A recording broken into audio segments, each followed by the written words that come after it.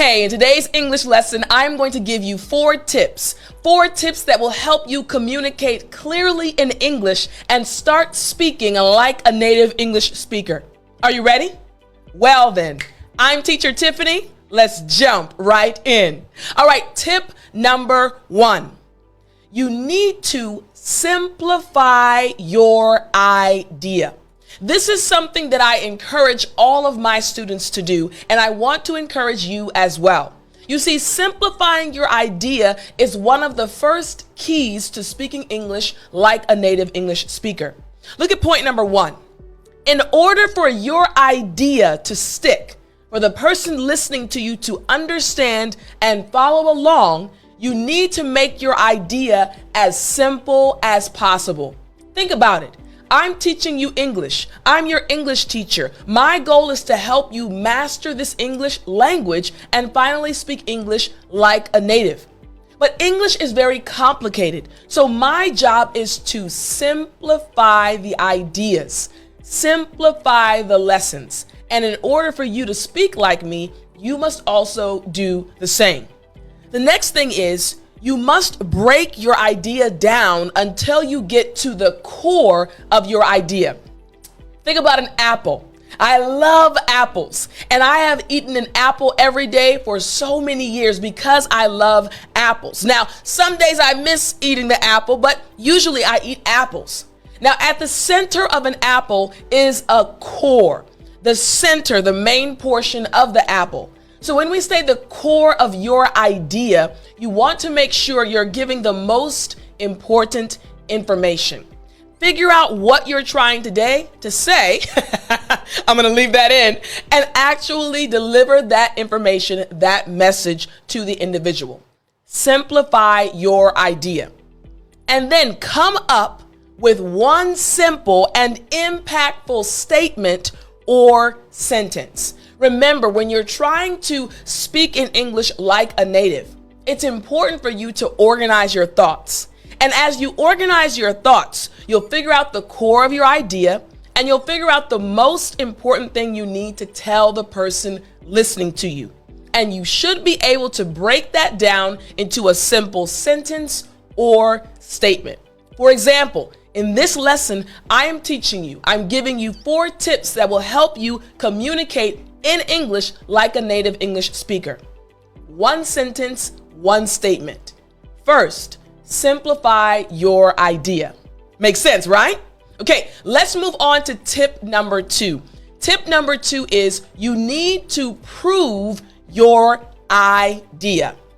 This is something that I love teaching my students how to do. Again, proving your idea. You need to let the person listening to you know that you actually can support your thoughts. This is something that many English learners are not taught in their own countries, in other courses, in other books or other institutes. But it's something that native English speakers, we are taught this in school. When I was in high school, when I was in elementary school, when I was in college, I was taught how to do this. So this actually helps you support your idea and, in essence, becomes the foundation.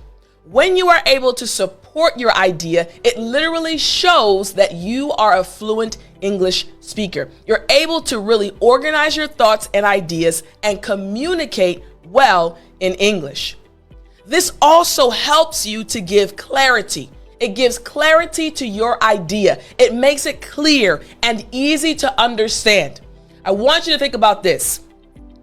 Have you ever been listening to someone and they start talking, right? They're talking to you and you're following along, but then all of a sudden, instead of hearing words, all you hear is mama, mama, mama, mama, mama. You don't know what they're talking about. You know exactly what I'm saying, right? That happens when a person has not really provided a clear idea and is not supporting or proving their idea. Instead, they're talking about random things. Now, you as an English learner, in order for you to communicate clearly and speak like a native English speaker, you must prove your idea because this will provide clarity for your idea and help the person understand. It also helps to round out your idea. It basically comes full circle. The person listening to you hears your idea. Then after you prove it, there's this response. Ah, that makes sense. Similar to what's happening to you now as you're watching this English lesson. I'm breaking this down. Again, 4 tips to help you communicate in English. And I'm proving it by giving you different examples, by helping you understand the power of following these tips. And tip number 2, proving your idea. Makes sense, right? Okay, let's move on to tip number 3. This is very important. Connect your idea to an emotion. This is another one that I love. So, native English speakers, we have been taught our entire lives throughout school and even in adulthood how to connect our lives to any topic, how to connect our emotions to any topic. This is a part of speaking clearly in English, communicating in English, and speaking English like a native. For example, before I get to this point, what do I do at the end of each English lesson? You know, story time, hey, right? And you look forward to the stories I tell you, right? At the end of the lessons, I'm connecting to you with an emotion. The story is either a happy story or a sad story or an inspirational story. I'm connecting the lesson to an emotion. For you, in order to communicate in English, you need to connect your idea to an emotion. This is important. Point 1, this is important because your idea will stay in the listener's mind if they care about it. For example, I know that you get frustrated when you're not able to express yourself like a native English speaker. I know you get sad or upset when you're trying to speak in English and the words just won't come out. I understand that. So when I'm teaching you in English, when I'm teaching you English in English, I am aware of what you are going through because I went through the same thing when I was studying Korean. Just right there. When I told you just now that I experienced the same thing you are experiencing right now, suddenly there was this connection. Ah, Tiffany understands me. I can follow her lessons because she knows what I'm going through. I connected my lesson, my idea to an emotion. When you do this, you will become a better communicator in English and start sounding like a native English speaker. The next thing is when someone cares about something, when the person listening to you cares about what you're saying, they pay attention to it more. Why do you watch my English lessons? Because there's a connection. I've never met you in person, but there's this connection we have, right? And that connection leads you to come back and watch these lessons because I truly care about you. And you recognize that, hey, Teacher Tiffany really cares about me and wants to help me improve my English. There's a connection. This is all part of speaking English like a native, communicating clearly and well and effectively in English.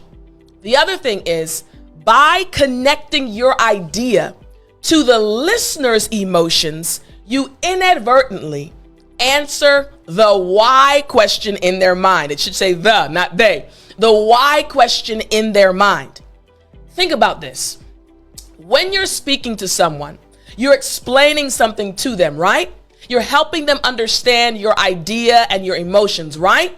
Well, when you're doing that, the person, as they're listening to you, the moment you connect to their emotions, the moment you realize, hey, this is what they're feeling, and you connect to them, they want to listen more.